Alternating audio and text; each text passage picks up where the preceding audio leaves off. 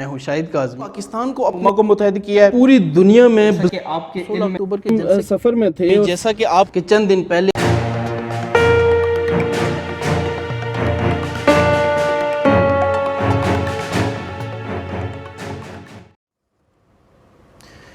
میرے دیکھنے اور سننے والوں کو السلام علیکم ناظرین، اس ویڈیو بلاگ کے ساتھ میں ہوں شاہد کاظمی۔ جیسا کہ آپ کے علم میں ہے کہ اس وقت پاکستان میں سینٹ کے انتخابات کا دن آ پہنچا ہے۔ اس حوالے سے تمام سیاسی جماعتیں اپنے اپنے تئیں کوششیں بھی کر رہی ہیں اور ملاقاتیں دن بدن ہو رہی ہیں۔ آصف علی زرداری صاحب ہوں، بلاول بھٹو ہوں، مولانا فضل الرحمان ہوں، عمران خان صاحب ہوں، ان کی ضلعی قیادت ہو یا مرکزی قیادت ہو، تمام پارٹیوں کی جو ضلعی اور مرکزی قیادت ہے، وہ صوبائی قیادت ہے، وہ مکمل طور سے نہ صرف اس وقت فعال ہے بلکہ ووٹوں کا لین دین جو بظاہر رک چکا ہے اور جس کے بارے میں شنید یہی ہے کہ حکومت وقت کامیاب ہو چکی ہے، لیکن اندرین خانہ حالات یہی ہیں کہ ابھی بھی ووٹوں کی لین دین نہ صرف ہو سکتی ہے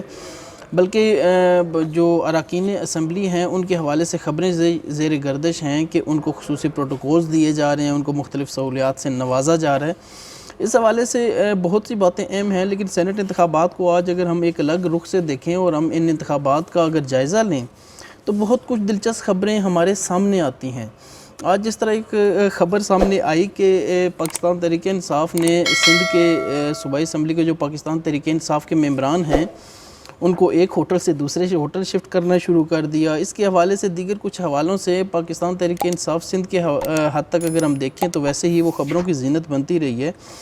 جو لیٹسٹ ہیپننگ تھی سندھ کے حوالے سے، وہاں پہ یہ تھا کہ سندھ میں پی ٹی آئی کے 3 ارکان جو ہیں انہوں نے حکومت کے خلاف جانے کا ارادہ ظاہر کر دیا تھا، اور اس حوالے سے بغاوت کا یہ کہا جا رہا تھا کہ انہوں نے اپنی مرکزی قیادت سے اور صوبائی قیادت سے بغاوت کا اعلان کر دیا ہے۔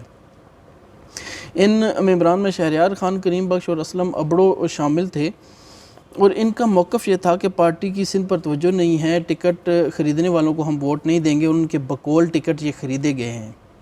یہاں پہ سب سے اہم بات یہ ہے کہ سیف اللہ ابڑو کو جو ٹکٹ دیا گیا اس حوالے سے لیاقت جتوئی کا بیان ہمارے سامنے پہلے ہی موجود ہے کہ 35 کروڑ کا ان کو ٹکٹ دیا گیا۔ اب ان 3 ممبران اسمبلی کے جو بیانات آئے ہیں اس کے ساتھ ہی ایک نئے تنازع نے بھی جنم لیا، اور اس تنازع کے ساتھ خرمشیر زمان صاحب نے ایک الزام عائد کیا ان تینوں ممبران کو اغوا کرنے کا، لیکن یہ تینوں ممبران نہ تو اغوا کیے گئے اور نہ ان کو کسی قسم کا کوئی جان کا خطرہ تھا، نہ ہی ان کو ڈرا دھمکا کر بیان دلوایا گیا، کیونکہ جیسے ہی خرمشیر زمان صاحب کا اس حوالے سے ایک بیان سامنے آیا اس کے فوراً بعد ان تینوں ممبران کے بیانات بھی سامنے آنا شروع ہوئے، اور ان تینوں ممبران کے اس خدشے کا اظہار ببانگ دہل کرنا شروع کر دیا کہ پارٹی نے جو ٹکٹ دیے ہیں سندھ کے اندر سینٹ کے لیے وہ ان کی مرضی کے مطابق نہیں ہیں اور نہ ہی ان کے مشورے سے دیے گئے ہیں۔ اس حوالے سے تازہ ترین صورتحال یہ رہی کہ یہ سندھ اسمبلی کا جو اجلاس ہوا، سندھ اسمبلی کے اجلاس میں یہ تینوں ممبران جب آئے تو وہاں پہ ایک ہنگامہ کھڑا ہو گیا۔ پاکستان تحریک انصاف کے جو ممبران اسمبلی تھے ان کی ان سے مٹ بھیڑ ہوگی، اور اس مٹ بھیڑ میں بات ہاتھا پائی تک جا پہنچی۔ اس حوالے سے آپ اندازہ لگا لیجئے کہ پاکستان تحریک انصاف اپنے دعووں میں کس قدر سنجیدہ ہے کہ وہ انتخابات میں دباؤ کا عنصر یا ووٹوں کی خرید و فروخت کے حوالے سے کلا کما اس پورے نظام کا کرے گی کہ کوئی ووٹ بیچ نہ سکے یا کسی پر کوئی دباؤ نہ ہو۔ اس حوالے سے جو فردوس شمیم نقوی صاحب اور خرمشیر زمان صاحب کے دعوے تھے وہ پہلے ہی غلط ثابت ہو چکے ہیں، اور ان ارکان کا منظر پہ آ جانا یہ ظاہر کرتا ہے حقیقی طور پہ وہاں پہ اختلافات موجود ہیں۔ لیاقت بلوچ صاحب یقینی طور پہ کثر و رسوخ وہاں پہ رکھتے ہیں۔ مزید دلچسپ صورتحال ہمیں اسلام آباد کی سیٹ پر نظر آ رہی ہے۔ کل تک یہ جو شنید یہی تھی کہ وہاں پہ مقابلہ بہت سخت ہوگا اور کڑا ہوگا یوسف رضا گیلانی اور حفیظ شیخ صاحب کا۔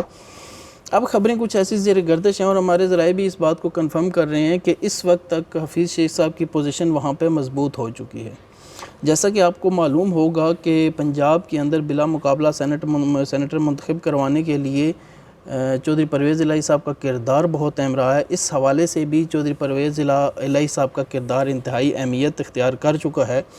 اور اب شنید یہی ہے کہ حفیظ شیخ صاحب اس نشست پہ کامیابی حاصل کر لیں گے۔ یہاں پہ ایک آپ ان کو پرمزہ بھی کہہ سکتے ہیں اور پارلیمانی روایات کے مطابق ایک بہت اچھی روایت بھی کہہ سکتے ہیں کہ یوسف رضا گیلانی صاحب نے تمام ممبران پارلیمنٹ کو، وہ جو قومی اسمبلی کے ممبران ہیں، ان کو ایک خط لکھا جن میں انہوں نے ووٹ کا تقاضا کیا، اور انہوں نے یہی خط وزیر اعظم پاکستان عمران احمد خان صاحب کو بھی لکھا۔ جس میں انہوں نے ان سے ریکویسٹ کی کہ ان کو ووٹ دیا جائے، پارلیمانی روایات کو جمہوری انداز سے چلانے کے لیے وہ اپنا کردار ادا کریں گے اور ووٹ ان کو دیا جائے۔ یہ اپنی جگہ پہ ایک پرمزہ سی بات تھی۔ اس کے علاوہ دیگر جو اہم معاملات ہیں، ایک بڑا افسوسناک کردار بھی ہے اور حیران کن کردار جماعت اسلامی کا اس حوالے سے نظر آ رہا ہے۔ آپ جماعت اسلامی نے جو موجودہ ہیپننگز ہیں اور تازہ ترین صورتحال یہ ہے کہ انہوں نے اسمبلی اجلاس جو قومی سطح پہ ہو رہا ہے، مرکزی قومی اسمبلی کا اجلاس، اس سے غیر حاضر رہنے کا ارادہ ظاہر کر دیا ہے۔ یہ ارادہ انہوں نے اعجاز چودھری صاحب کے امیر العظیم صاحب سے ملاقات ہوئی، اس میں ظاہر کیا۔ اعجاز چودھری صاحب جیسے کہ آپ کو پتہ ہے کہ پنجاب سے حال ہی میں پاکستان تحریک انصاف کے ٹکٹ پہ سینیٹر منتخب ہوئے ہیں، اور اب شنید یہی ہے کہ جماعت اسلامی جو ہے وہ وفاق سے قومی اسمبلی کے اجلاس سے اپنے اراکین کو غیر حاضر کرے گی۔ یہ ایک میوچل انڈرسٹینڈنگ ہوئی ہے پاکستان تحریک انصاف اور جماعت اسلامی کے درمیان۔ لیکن یہاں پہ ایک بہت افسوسناک پہلو بھی ہے اور حیران کن بھی پہلو ہے کہ جہاں پہ ایک میوچل انڈرسٹینڈنگ کے تحت وہ اسمبلی اجلاس سے غیر حاضر ہو رہے ہیں وفاق کے اندر، وہیں پہ وہ پاکستان تحریک انصاف کی خیبر پختونخوا میں جو حکومت ہے اس کے خلاف جا رہے ہیں، وہاں پہ وہ اپوزیشن کی حمایت کرتے ہوئے ہمیں نظر آ رہے ہیں۔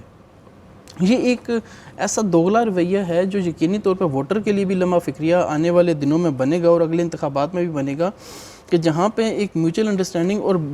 بظاہر پاکستان تحریک انصاف کے ساتھ متفق ہوتے ہوئے، اتحاد کرتے ہوئے یا ان کی بات مانتے ہوئے اجلاس سے غیر حاضر رہا جائے گا، وہیں پہ ان کے خلاف خیبر پختونخوا میں جایا جائے گا۔ اور یہاں پہ وفاق اور سندھ اسمبلی دونوں کے اجلاس میں جماعت اسلامی نے غیر حاضر رہنے کا ارادہ ظاہر کیا، اندیا دیا، اور اس پہ وہ متفق نظر آتے ہیں۔ ان کا کہنا، اس حوالے سے جو ملاقات ہوئی اس میں کہنا یہی تھا کہ اسلام آباد اور سندھ میں ہمارے پاس کوئی ایسا راستہ نہیں کہ ہم ووٹ کے تبادلے کو ممکن بنا سکیں، اس لیے مرکزی مجلس عاملہ نے یہ طے کیا ہے کہ ان دونوں جگہوں پر ہم غیر حاضر رہیں گے۔ اس حوالے سے انتہائی سنجیدہ کچھ معاملات پس منظر میں طے ہو رہے ہیں، اور یہ طے ہونا یہ ظاہر کرتا ہے، جس طرح ابھی بلوچستان کے اندر ہمیں کچھ خبریں یہ سنائی دے رہی ہیں کہ وہاں پہ بھی کچھ معاملات طے ہو رہے ہیں۔ اگر ووٹ بیچنے کے حوالے سے کچھ مسئلہ ہے، ووٹ کے پیسے لینے سے کچھ مسئلہ ہے، تو غیر جمہوری طریقوں سے ہینڈلنگ کرنا ان الیکشن کا بھی، وہ بھی یقینی طور پہ ایک ایسا عمل قرار دیا جانا چاہیے کہ جس کے حوالے سے ہم کہہ سکیں کہ یہ کوئی اچھا عمل نہیں ہے۔ اس وقت میڈیا میں سینٹ انتخابات کے حوالے سے جو خفیہ ووٹنگ کا تھا وہ بھی معاملہ نمٹ چکا ہے، رازداری ہمیشہ کے لیے نہیں ہو سکتی، یہ کہنا ہے سپریم کورٹ کا۔ اس کے علاوہ جو سب سے اہم پہلو یہ ہوا ہے کہ مستقبل کے لیے مقابلہ کریں گے اور ہم کامیاب ہوں گے، حفیظ شیخ صاحب نے کہا، اور ان کے کہنے کی وجہ اس میں یہی تھی کہ اتحادیوں نے ان کی نہ صرف حمایت کا تاثر دینا شروع کر دیا، بلکہ اس حوالے سے آنے والے دنوں میں ہم دیکھیں گے کہ حفیظ شیخ صاحب کے جیتنے کے حوالے سے کچھ باتیں سامنے آنا بھی شروع ہو جائیں گی۔ زرداری صاحب اور گیلانی صاحب کا گٹھ جوڑ جو ہے اسلام آباد میں، اس وقت تک کی خبریں یہی کنفرم کر رہی ہیں کہ کوئی خاص معجزہ ہو جائے تو ہم کچھ کہہ نہیں سکتے، لیکن اس وقت تک اپسیٹ کی صورتحال یکسر تبدیل ہوتی ہوئی نظر آ رہی ہے۔ اگر آپ کو یہ ویڈیو بلاگ اچھا لگے، اس کو پسند کیجئے، اس پر رائے دیجیے گا اور سبسکرائب کرنا ہرگز نہ بھولیے گا۔